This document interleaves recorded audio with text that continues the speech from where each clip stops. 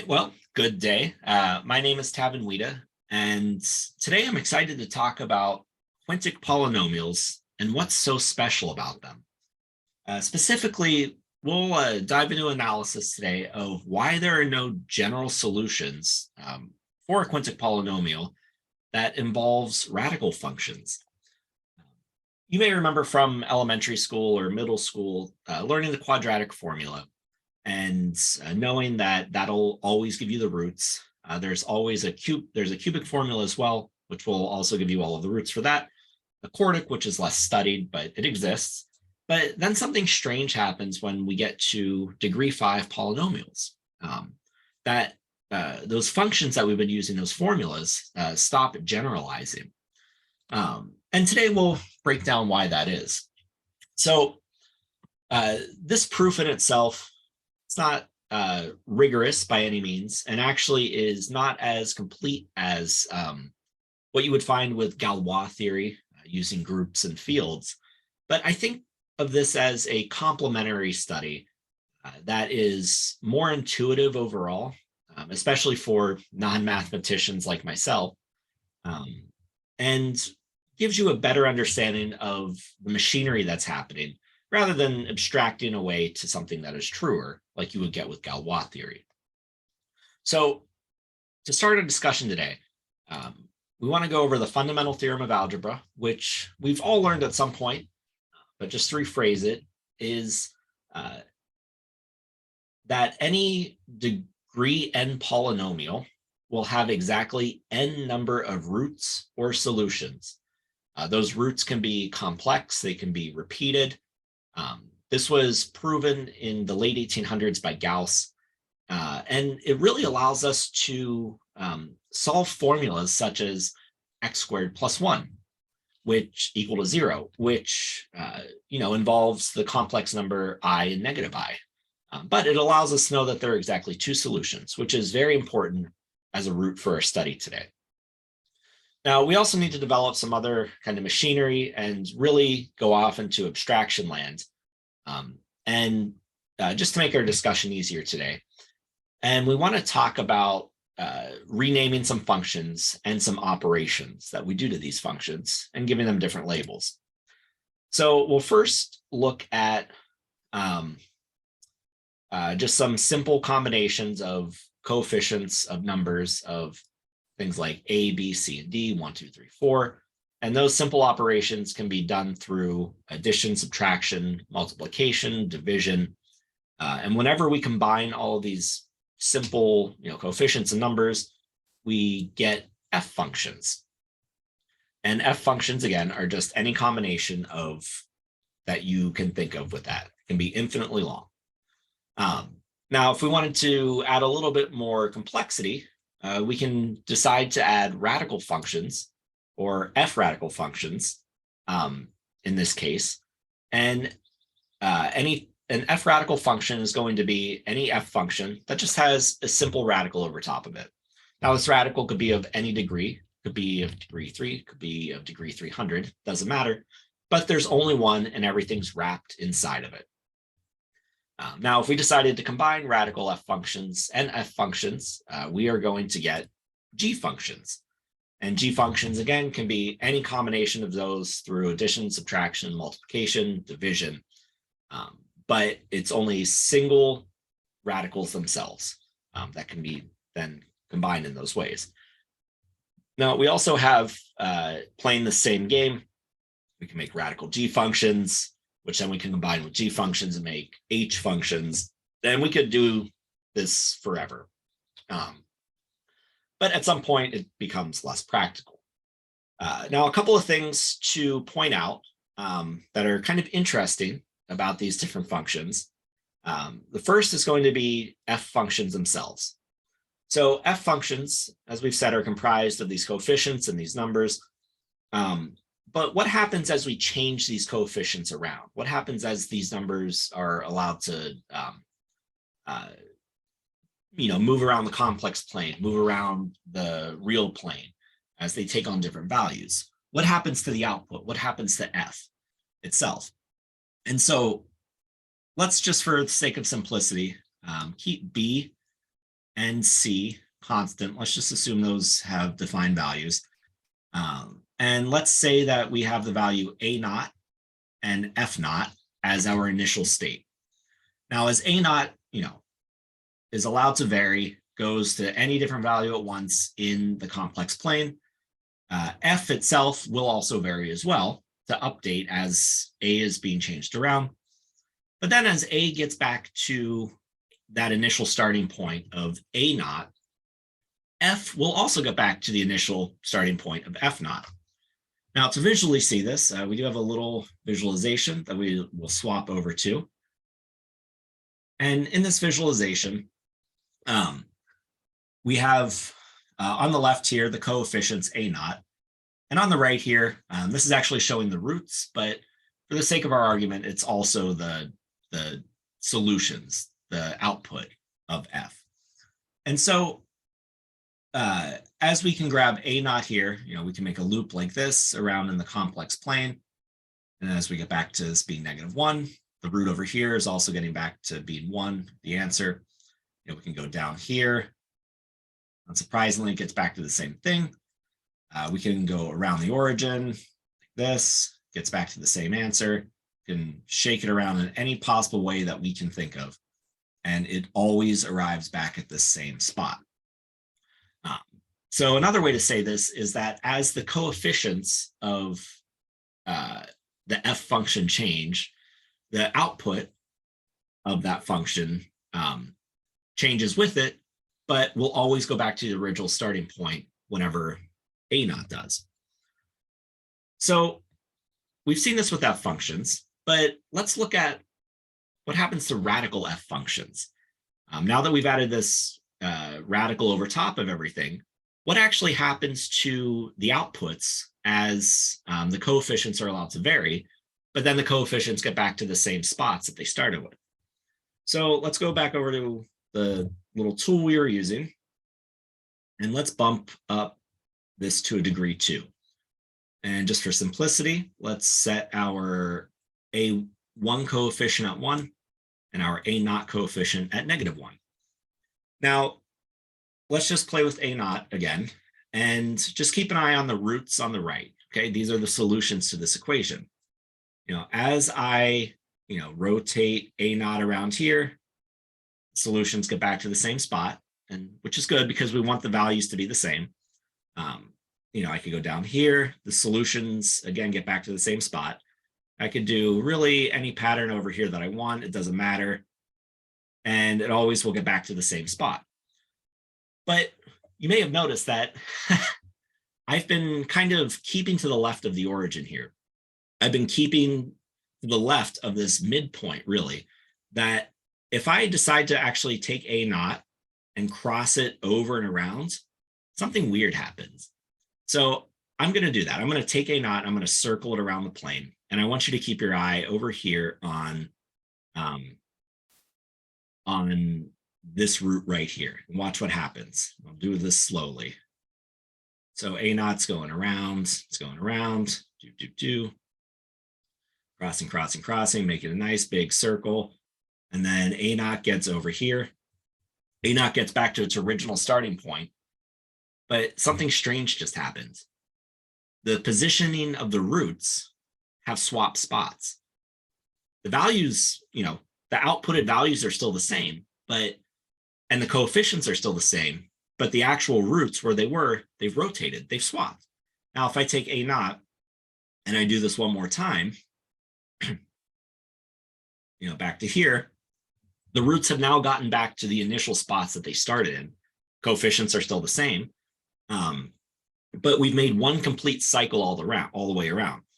So what this says is that with radical f functions, it takes 2 cycles before the outputs of the functions themselves return back to the original spot. And this will be an important piece to remember as we move forward with this. And we can make similar arguments too with g functions and g radical functions. It's just the amount of times it takes to cycle around those coefficients, to cycle around the other coefficients increases, which can be a useful tool and will be here shortly. So looking at our formulas that we do know, we have the quadratic, which hopefully everybody's familiar with at this point, the cubic, which is a little more dense, and inside of it, I have wrapped the coefficients in these p's and q functions just for simplicity, because the equation does get really long. We also do have the quintic, but it's just way too long and just not as much fun to work with. But I would just want to point out a few features of these different formulas that kind of relate to what we've already talked about. These formulas are all multi-valued, all have multi-valued outputs to them. What I mean by that is the coefficients themselves, the b's, the a's, the c's, never change. Like if you have a specific polynomial equation, those coefficients will always stay locked in their own positions, Otherwise, it wouldn't really make sense to even do this analysis. But what we do alter are these plus and minuses on the radical here. And that allows us to get different solutions out of the same formula. This works with the cubic as well. It's a little harder to see because of the masking by the q's and the p's. And again, the quintic, we're just going to pretend that it works because we know it does.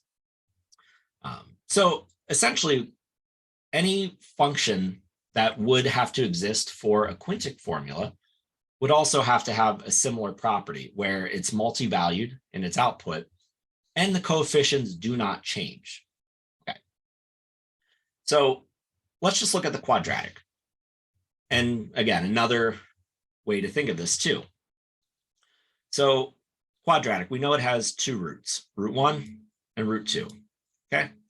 And we know that we've arbitrarily assigned these names. There's no specific ordering to them. But we've said, okay, root 1, you're related to the negative part, and root 2, you're related to the positive part of this. Okay. But let's say we played that same game where the coefficients decided to take a nice long vacation. They looped around the origin around themselves. And now the roots themselves have permuted those spots. Well, okay, this means then that in this formula, root 2 and root 1 have swapped, but the formulas also had to have swapped as well. Otherwise, they wouldn't be, the equation wouldn't make sense. It wouldn't, it would basically be the equivalent of saying 1 equals 2. So both the function itself that is defining or that is equating to the root has to update, as well as the root whenever the roots get permuted, which is a very important point that we need to also keep in mind. Both have to update as we play around with all of these roots swapping places. So now what I want to do is play another little game where let's pretend we've never seen the quadratic formula. Let's say the only thing we know is this relationship between the roots and the coefficients. This relationship is actually called Vieta's formulas. And it says that coefficient 0 in a quadratic formula is related to the addition of root 1 and root 2 multiplied by the negative. And then coefficient 1 is related to multiplying root 1 and root 2 together. Okay, so we know that given the roots, we can get the coefficients, but can we do this in the reverse order? So given the coefficients, are we able to get the roots? And so we want to keep things as simple as possible. And so instead of trying to grab all of this complex machinery, let's just start nice and simple and say, well, we're pretty good with addition, subtraction, multiplication, and division. So let's use these f functions. We've been learning about them. And can we then create these formulas that will give us the desired roots as we go through it? And so we have to then ask ourselves, okay, well, what happens to all of these different values? What happens to the roots as they get swapped around? Because we've shown that they are arbitrarily placed. What happens to the coefficients and what happens to the functions if we're just using f functions? So in this, we know that, okay, root 1 goes to root 2 goes to root 1. We know that the coefficients follow this loop. Coefficients just, they can do whatever they want, but they always get back to the same spot, even as the roots swap. And we also know that f functions, as we have seen, as an f function, the coefficients are varied and it swaps around.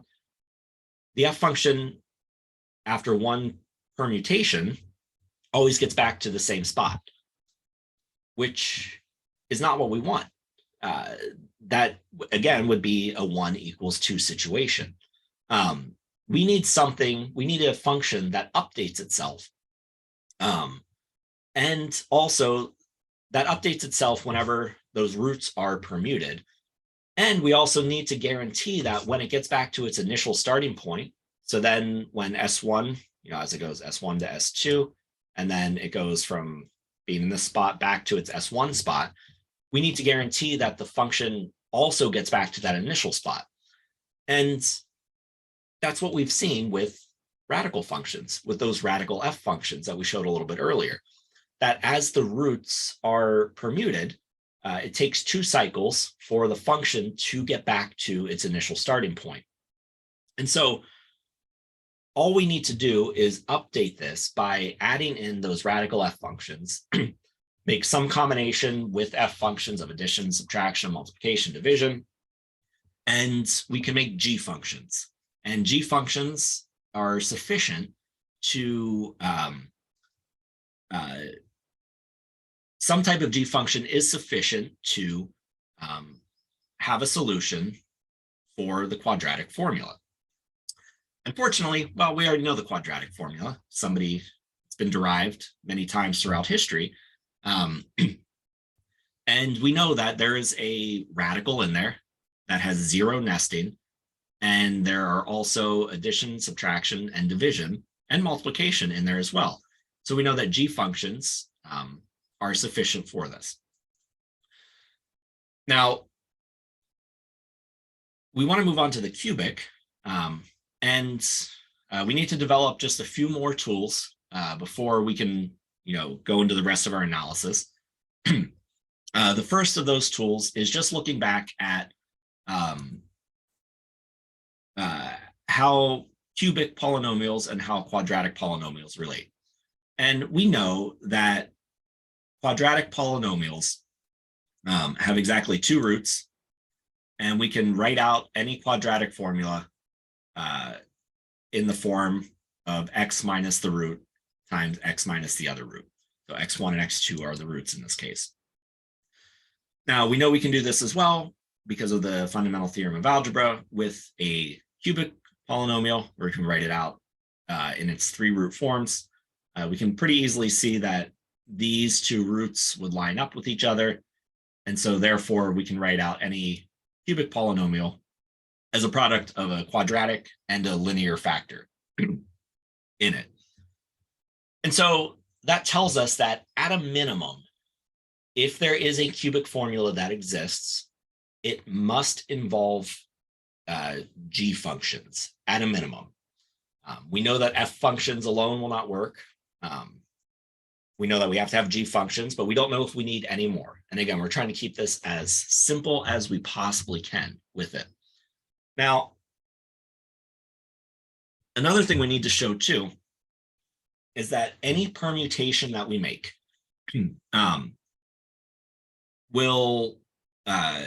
we need to show that there is all the permutations that are possible, that they all are trivial. And what I mean by that is any permutation that happens with the roots, there's always a way to undo it and for those roots to get back to that spot. And really, I should say there's not always a way, that is the only possible thing that can happen, that no matter what permutation path you take, you can always get back to those initial locations that the roots started in.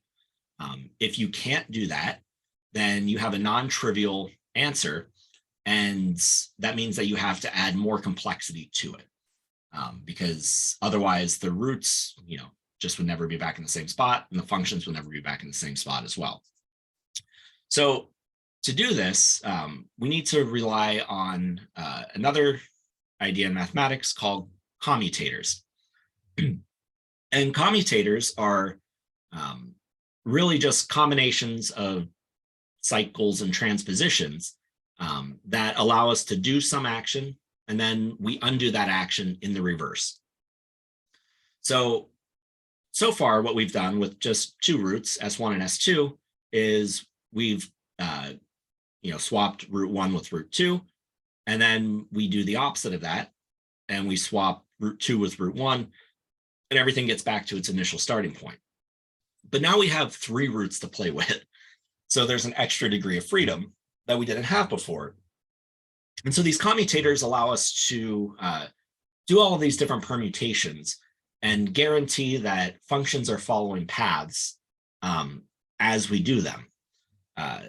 And it also will allow us to show that there are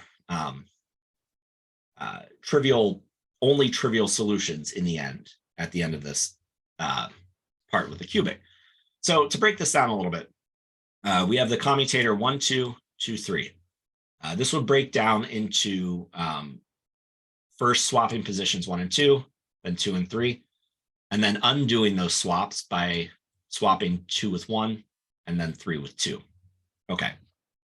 One thing to note with this is that 1, 2, and 2, 3, these numbers are not necessarily the roots, the numbered roots themselves. These are relating to positions that the roots are sitting in. So it may be the case that root 1, root 2, and root 3 are in position 1, 2, and 3, but they don't have to be. So for ease of this example, I've started everything at, root 1 in position 1, root 2 in position 2, and so on, which we can see down here. This is position 1, 2, and 3. And so we want to apply this commutator. And as we do, we apply 1, 2, which swaps these two. And we apply 2, 3, which swaps these two. 2, 1, swaps these. And then 3, 2, which swaps this. And if you look at it, what you'll notice is S1, S2, and S3, they've all rotated clockwise and have swapped positions just clockwise, which is interesting because this shows that this commutator 1, 2, 2, 3, or is just equal to the cyclic group 1, 2, 3. So something that's interesting about is just equal to the cyclic group 1, 2, 3. And so from this, we know that, okay, we can make a commutator that swaps the roots, but what happens to the g functions?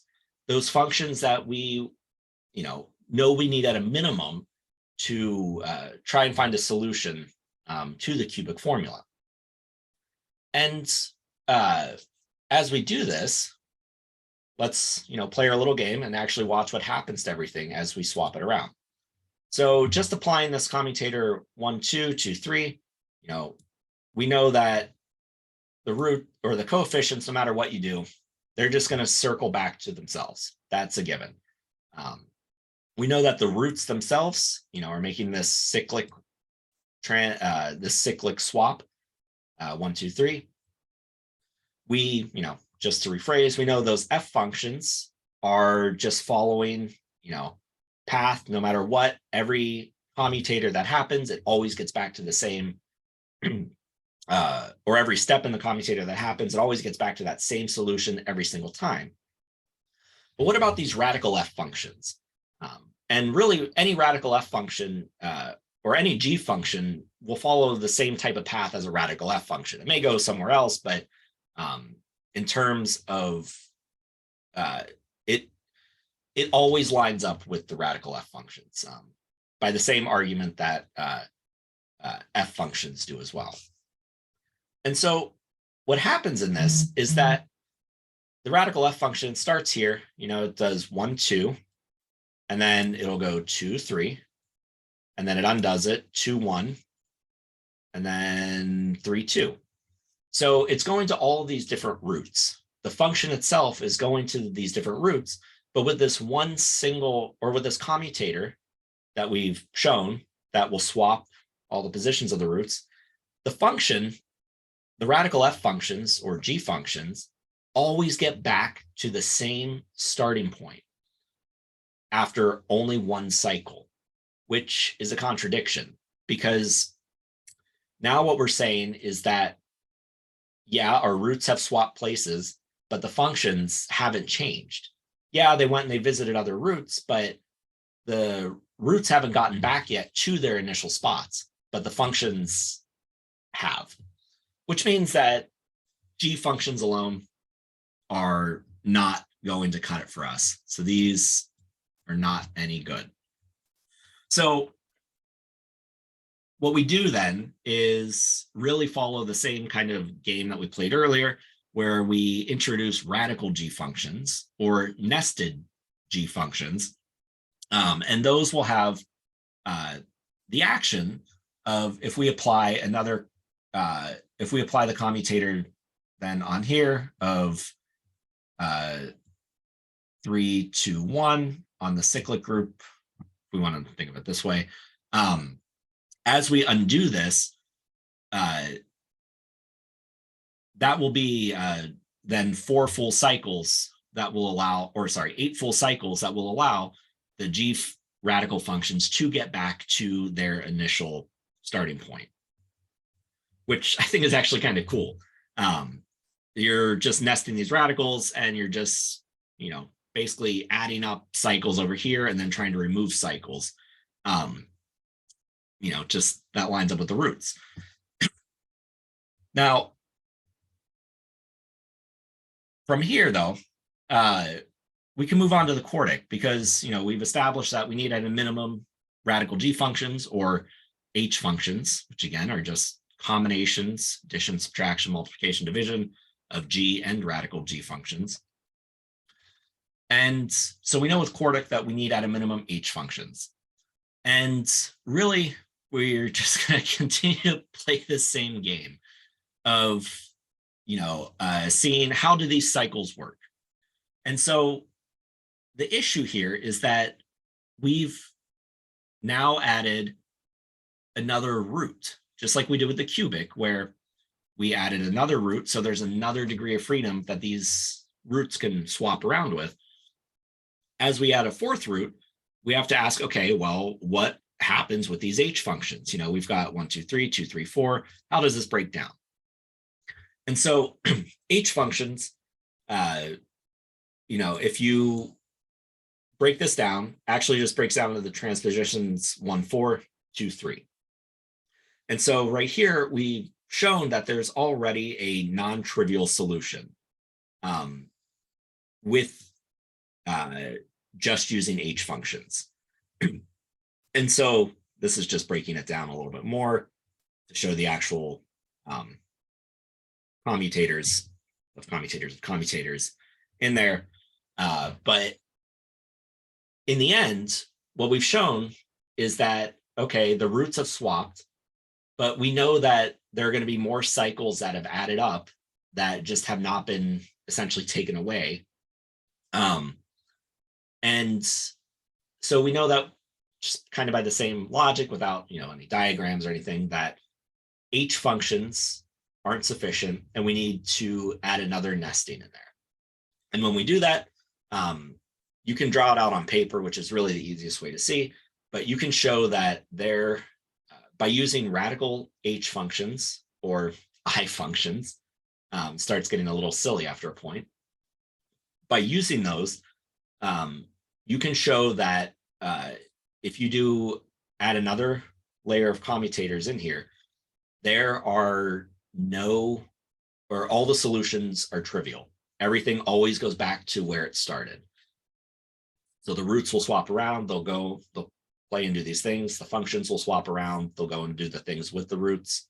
But then at the end of the day, they all get back to their original starting point, which is what we need. And so this is really now setting the stage for the quintic. Because the question is, why can't we just do this with a quintic? Like, this seems like a process that you could just keep going on and on and on. Like, just keep adding nested roots inside of roots and call it good. You know, why can't we just use 4 nested layers? And this is just due to the fact that we're adding a 5th root. We're adding another degree of freedom that makes this impossible. And to show this, you know, we've written out the cyclic group here. We've shown this non-trivial cyclic group where we have a cycle of 1, 2, 3, and 3, 4, 5. You know, we can build this up as a commutator. And if we do that, it's actually just the equivalent of doing 2, 3, 5. And here's a little animation to illustrate it. So here is first doing the cycle 1, 2, 3. And then now we'll do 3, 4, 5. And then now we want to undo it. So we'll do 3, 2, 1. And now we'll do 5, 4, 3. And what we've noticed then is that all we've done is this cycle 2, 3, 5. 2 goes to 3, 3 goes to 5, 5 goes to 2. And maybe you've noticed at this point the problem with this. It's that no matter what you do, I can always just add another cycle on that will continue to permute these roots in a way that allows them to never get back to their original spot. Because any, 3-cycle commutator here always breaks down into, it's just a simple 3-cycle. You can just do this for infinity. You know, I could say, well, I'm just going to do another commutator. I'm just going to do some other permutation of the roots by adding another, nested root in there. I could keep adding nested roots, which will just continue to rotate all of these different solutions and never allow the roots to get back to their starting point, and also allow the functions, any, I radical functions, J radical functions, K radical functions, never allow them to get back to their starting point. So they'll never line up.